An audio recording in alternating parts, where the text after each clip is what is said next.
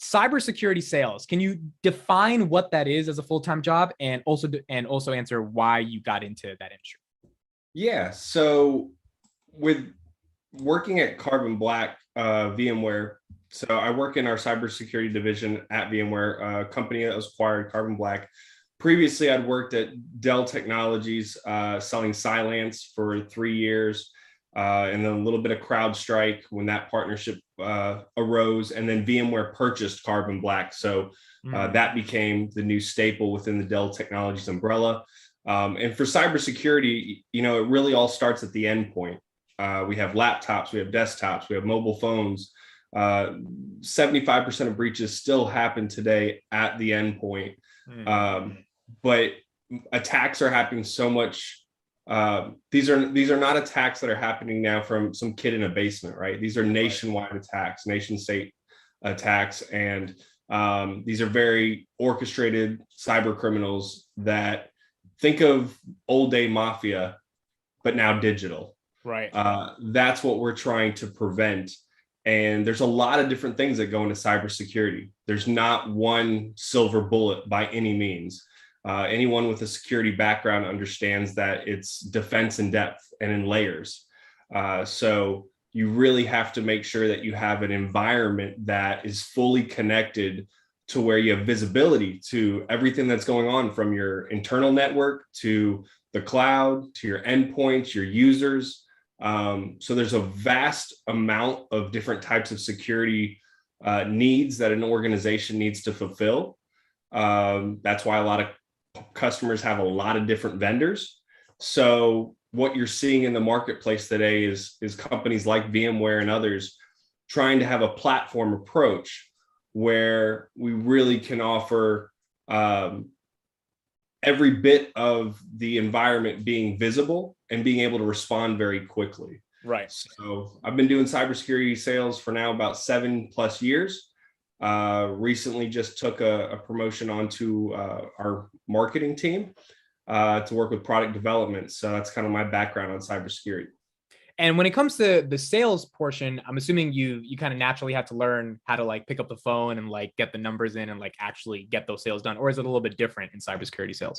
Yeah. So, there's different levels of business sales. You have your SMBs, you have your mid-market, then you have your enterprise, your global.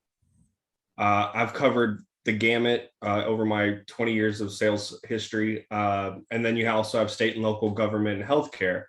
And so security means something different to all of those different industries. Right. What we're seeing now in the media and seeing more visible is that anybody's susceptible, whether it's mom and pop's grocery store down the road, or if it's, Target.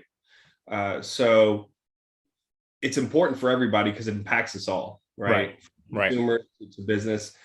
And once again, this is nation state attacks, right? These are people are on the dark web getting hired, getting paid to basically be, moles, or people who are learning how to just do social engineering and deploy ransomware, deploy known good applications that actually start a malicious payload once that user clicks on that spreadsheet that looks like it's an Excel accounting document, but it's not. It then opens up PowerShell, which is a known good application, but can easily be utilized for malicious intent. And then I got a hold of your network, right? Right. So it's a different sales approach for each industry, right? A lot of times you're going to start from the IT manager or admin, from small, medium business up into mid-market, and of course the security teams.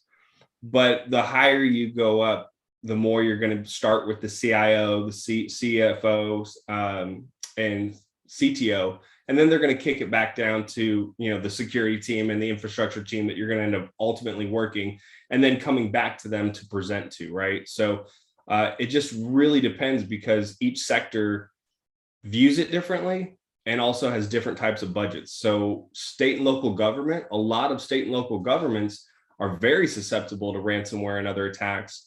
and they're using legacy antivirus still, like Trend Micro, Symantec.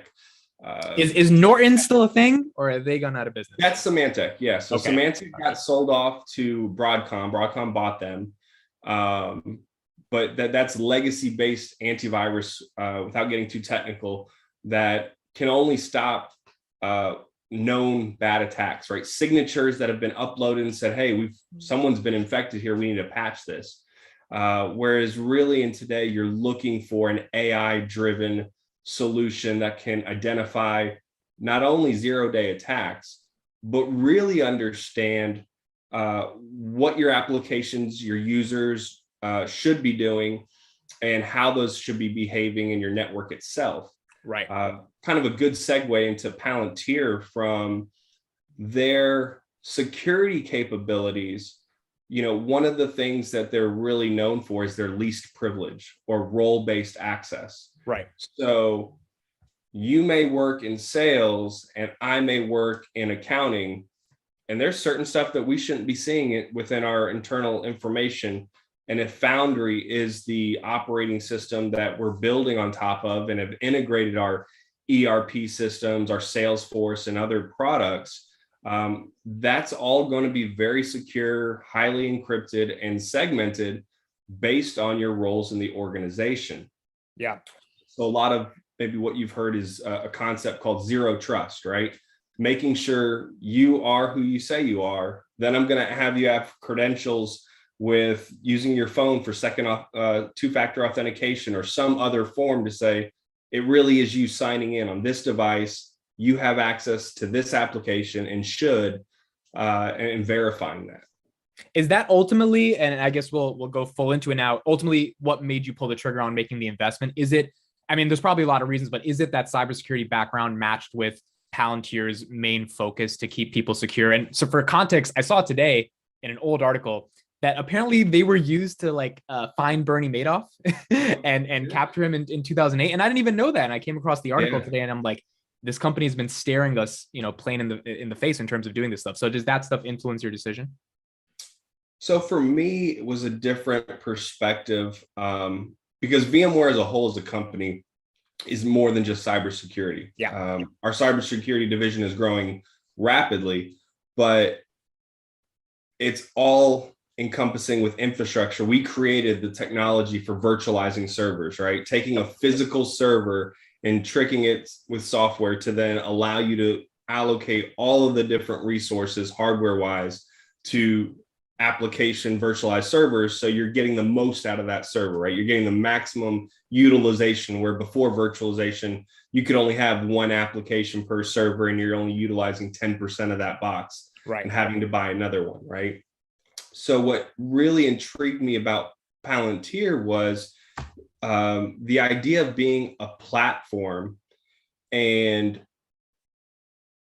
being the core operating system for any enterprise. And I know they say that that's their marketing kind of lingo that's out there on the website, but it really is an operating system. Yeah. And so what really drew me to basically doing everything in my power to take it from zero holdings to by far my number one in less than 6 months, is because I understand the power of what Foundry is able to do. Because having an operating system that can take structured data and unstructured data like videos and media and all kinds of data, and take those together and aggregate those and allow you to make that data usable to actually make decisions with very little code to no code, so that someone in a department like accounting or business planning or marketing can actually take that data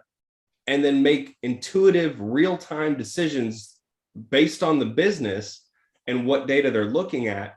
That's when the light bulb was on, was that this is something that can impact an entire corporation holistically, right? Mm-hmm. And if you look at the Skywise example business case with Airbus, it's not just Airbus using the new Skywise platform they built. And they built Skywise, you know, that's built on top of Foundry. Foundry is basically the core operating system. Yeah. but they've made that usable to where it's impacting the supply chain, the contractors working on the planes. I mean, every piece of the business is touching Skywise, which is essentially Foundry.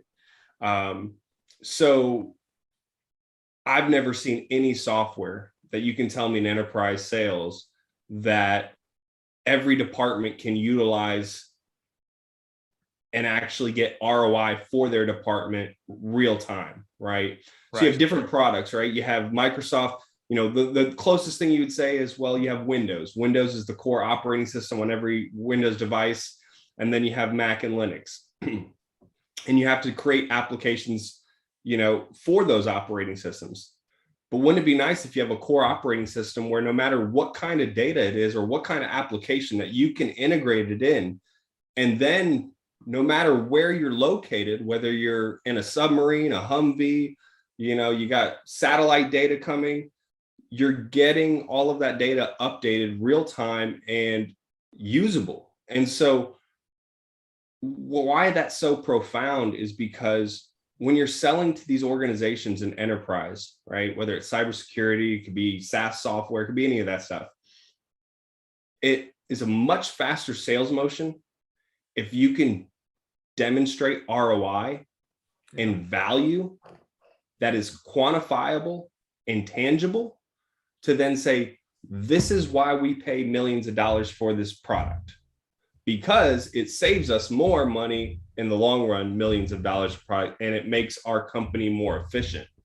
And so I've never heard of any kind of platform like that, where, I walk into a normal customer's environment, they have SAP for their ERP systems. They have Salesforce for their CRM. They have, a lot of their databases and stuff is still in Microsoft Access or SQL, or they're using Excel tables, all of this different aggregated data. And then not everyone can share it because they have no way to police it and actually secure it. So when I watched the demo days on Foundry, it was just like, I was sold. Like, I was like, okay, I get this. I don't know why everyone says it's so hard to understand, but unless you actually taking the time to research the website, watch the demos, watch the videos, take notes. And if you don't come from that technical background, I can understand how it's a little harder to digest, but the simple way to just say it in a sentence is, imagine having all of the data that you need to make the best decisions for your business real time, and then be able to be predictive with it, because it's a cause and effect of, well, if this affects our supply chain and this is the stuff that's selling out and we need to address this ahead of time, now all of a sudden we can make decisions much faster than what we would before, saving us millions of dollars. That's a competitive edge that I don't see anyone having. And the fact that they built it for 17 years, 12 was it? We got Foundry now for 5 years. So basically it's like two companies. One company that's been around for a long time. We still don't know most of the things that Gotham is capable of. Totally understandable, considering the nature of their business. But then Foundry's like this fast-paced growing startup that's only been out for 5 years. And here it is, it's growing almost double the rate on their commercial customer base year over year. They're not, this was another thing that jumped out at me, was their customers are spending on average $7.5 million a contract. Yeah. I don't know any other company that can say our average customer spends $7.5 million.